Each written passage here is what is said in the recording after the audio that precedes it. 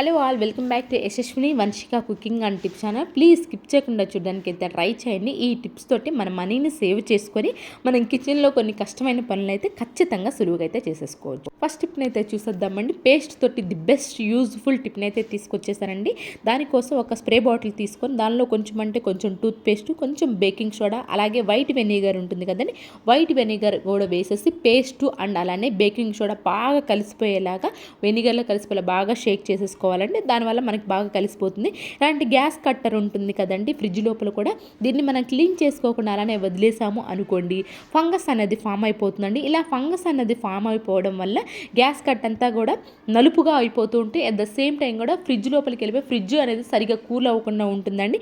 దానివల్ల మనకి current bill ఎక్కువ కూడా వస్తూ ఉంటుంది. అలా కాకుండా ఈ విధంగా తయారు చేసుకున్న దానిలో ఆ గ్యాస్ కట్ పైన బ్రషెస్ ఉంటాయి కదా, పాత బ్రష్ నీట్గా వాష్ చేసి ఆ బ్రష్ నీట్గా, ఎందుకంటే మన హ్యాండ్ ఫింగర్ అనేది పట్టదు కాబట్టి పాత బ్రష్ తోటి బాగా నీట్గా క్లీన్ చేసి ఆ తర్వాత స్పాంజెస్ ఉంటాయి కదండి, ఆ స్పాంజెస్తో కనుక లేదా పాత కార్తో కనుక క్లీన్ చేశారనుకోండి తడి లేకుండా, మన గ్యాస్ కట్టర్ ఈ విధంగా చేసుకోవడం వల్ల ఏంటి అని అంటే మనకి ఎక్కువ ఫ్రిడ్జ్ లైఫ్ పీరియడ్ ఎక్కువ ఉంటుంది. అట్ ద సేమ్ టైం ఏంటి అని అంటే మనకి ఫ్రిడ్జ్ కూడా త్వరగా పాడవకుండా, త్వరగా కూల్ అవ్వకుండా అయితే ఉండకుండా కూడా చేస్తుందండి ఈ ఫంగస్ అనేది.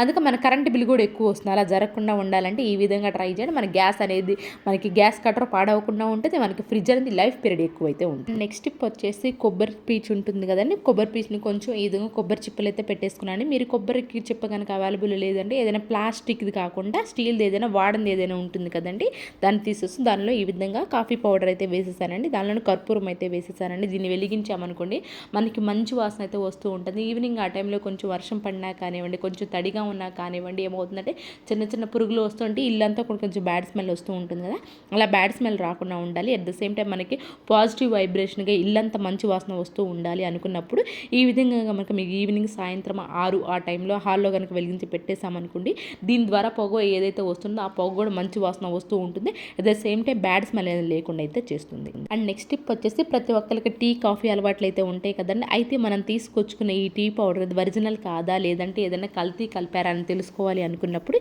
ఈ విధంగా అయితే చెక్ చేసుకోండి. మీరు తీసుకొచ్చుకున్న ఒరిజినల్దా కాదని ఈజీగా అయితే తెలిసిపోతుంది. దానికోసం ఈ విధంగా వాటర్ తీసుకొని వాటర్లో మనం ఏదైతే టీ పౌడర్ తీసుకొచ్చుకుంటూ ఉంటామో ఆ టీ పౌడర్ని ఒకటి వేసి ఈ విధంగా ఒక 2-3 మినిట్స్ బాగా కలిపేసేసేయండి. ఈ విధంగా కలిపేసిన కలర్ ఏమాత్రం చేంజ్ అవ్వకుండా కొంచెం లైట్గా అయితే ఓకే కానివ్వండి. కొన్ని టీ పౌడర్లు ఏంటి అంటే వెంటనే మనకి కలర్ కనుక కలిపారు అనుకోండి, వెంటనే ఈ విధంగా ఈ సైడ్ ఉంది చూసారా, ఆ సైడ్లో కలర్ అనేది చేంజ్ అయిపోతుంటుంది. దీనివల్ల ఏమవుతుంది అని అంటే మనకి టీ పౌడర్లో ఏదైనా కానివ్వండి మనకి కల్తీ కలిసిందని ఈజీగా తెలుస్తుంది. మీకు వేరియేషన్ నేను చూపిస్తున్నాను చూడండి, ఈ కలర్ చూడండి, ఆ వాటర్ చూడండి ఎలా వేరియేషన్ అనేది ఉందో. ఈ విధంగా మనకి ఏదైతే మనకి కలర్ కలిసిందనేది ఆ టీ పౌడర్ నెక్స్ట్ టైం నుంచి తీసుకురాకుండా ఏదైతే కొంచెం ఉంటుందో ఇదైతే తీసుకొచ్చడానికి ఛాన్స్ అయితే ఉంది. కాబట్టి ఈ సింపుల్ ట్రిక్ని అయితే ట్రై చేయండి. అండ్ నెక్స్ట్ టిప్ వచ్చేసి బాత్రూమ్ సంబంధించిన సూపర్ యూస్ఫుల్ టిప్ అండి. బాత్రూమ్ ఎంత నీట్గా మనం క్లీన్ చేసినా కానివ్వండి కొన్నిసార్లు బ్యాడ్ స్మెల్ అనేది వస్తూ ఉంటుంది కదా, చిన్నపిల్లలు ఉన్న వాళ్ళు మరీ ఈ ప్రాబ్లం అయితే ఎక్కువ ఫేస్ చేస్తూ ఉంటారు కదా, అలాంటి వాళ్ళకి ది బెస్ట్ టిప్ని అయితే తీసుకొచ్చేసాను. దానికోసం రాక్ సాల్ట్ ఉంది, రాక్ సాల్ట్ ఒక స్పూన్ అయితే వేసేసాను. దానిలో విమ్ లిక్విడ్ ఉంటుంది కదండి, విమ్ లిక్విడ్ కొంచెం అయితే వేసేసాను. దాంతోపాటు కొంచెం వెనిగర్ అండ్ అలానే ఒక స్పూన్ డెటాల్ ఉంటుంది కదా, డెటాల్ కూడా వేసేసి బాగా కలిపేసేసేయాలండి.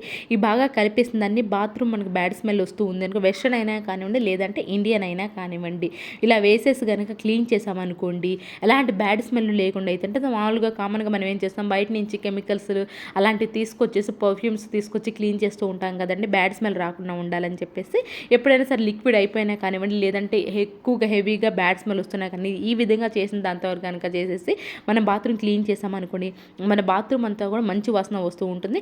అండ్ ఎలాంటి కెమికల్ వాడకుండానే మన బాత్రూమ్ అనేది ఎప్పటికి కూడా మంచి వాసనతో నిండిపోతూ ఉంటుంది.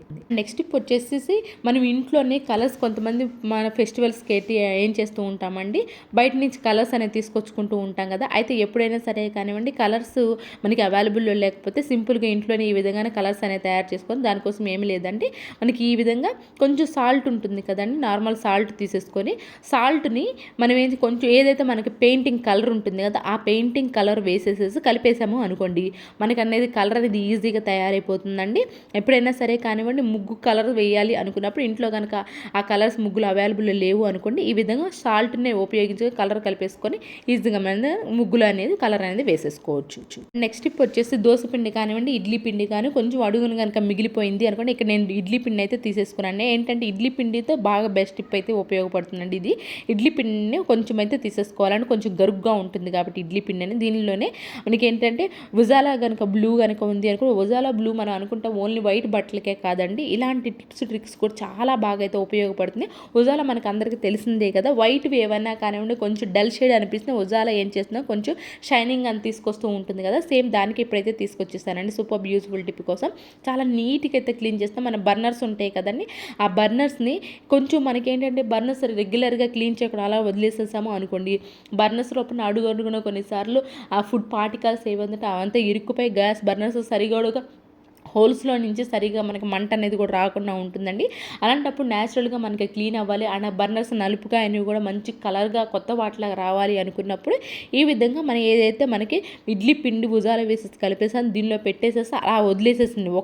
మీకు పాసిబుల్ అయితే ఒక నైట్ మొత్తం వదిలేసాను. ఇక్కడ నాకు పాసిబుల్ అవ్వలేదు కాబట్టి నేను ఒక 2-3 అవర్స్ వెంటనే ఉండి క్లీన్ చేస్తున్నానండి. ఈ విధంగా క్లీన్ చేసామనుకోండి, మనకి లోపల బర్నర్స్ కొన్నిసార్లు ఏంటంటే కార్బన్ ఎక్కువగా ఉండిపోతుందండి. ఆ కార్బన్ ఎక్కువగా ఉండిపోవడం వల్ల కూడా మనకి ఏంటంటే మంట సరిగా రాదు, గ్యాస్ అనవసరంగా వేస్ట్ అయిపోతూ ఉంటుంది.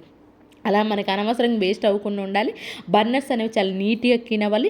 రూపాయి ఖర్చు లేకుండా బయట కొంతమంది ఏం చేస్తూ ఉంటారంటే బర్నర్స్ బయట క్లీన్ చేస్తూ ఉంటారు కదండి, అలాంటి బర్నర్స్ క్లీన్ చేసే పని లేకుండా ఇంట్లోనే రూపాయి ఖర్చు లేకుండా అనవసరంగా అడుగున్న దోసపిండి కానీ, దోసపిండి కంటే కూడా ఇడ్లీ పిండి చెప్తున్నాను కదా బాగా వర్క్ అవుతుందండి. ఇడ్లీ పిండి అనవసరంగా చెప్పేసి కొంచెం అడుగున పడేస్తూ ఉంటాం, ఆ పిండితోనే మనం ఈ విధంగా క్లీన్ చేసుకోవచ్చు అండి. నేను 2-3 అవర్స్ నానబెడతాను చూడండి, మీకు చూపిస్తున్నాను బర్నర్ ఎంత నీట్గా క్లీన్. కొన్నిసార్లు ఈ విధంగా స్టీల్ స్క్రబ్బర్ కనుక మీకు అవైలబుల్లో ఉంటే ఓకే అండి. కొన్నిసార్లు అంటే కొంతమందికి స్టీల్ది మనకి బ్రష్ అనేది ఇప్పుడు అమెజాన్లో అలా ఫ్లిప్కార్ట్స్లో అవైలబుల్లో ఉంటాయండి, ఓన్లీ బర్నర్స్ క్లీన్ చేసుకోవడానికి.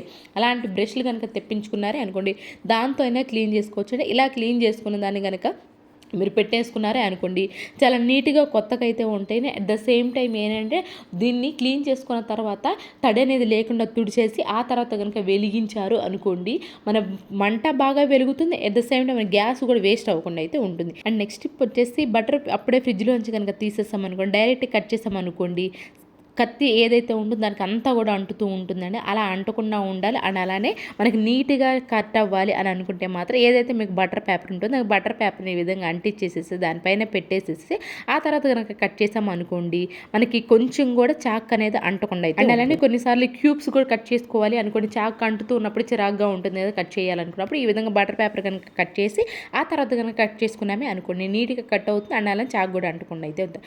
ఐ హోప్ ఈ టిప్ కూడా వచ్చిందని అనుకోండి. ఇవేనండి ఈరోజు ట్రిక్స్ యూస్ఫుల్గా అనిపించుంటే మాత్రం ఈ టిప్స్ అనేవి ఒకసారి ట్రై చేయండి. ఏది మీకు బాగా నచ్చింది అనేది కామెంట్ బాక్స్లో కమెంట్ చేయండి, లైక్ చేయండి, షేర్ చేయండి, సబ్స్క్రైబ్ చేసుకోవడం మాత్రం అసలు మర్చిపోకండి. Thank you so much for ever watching.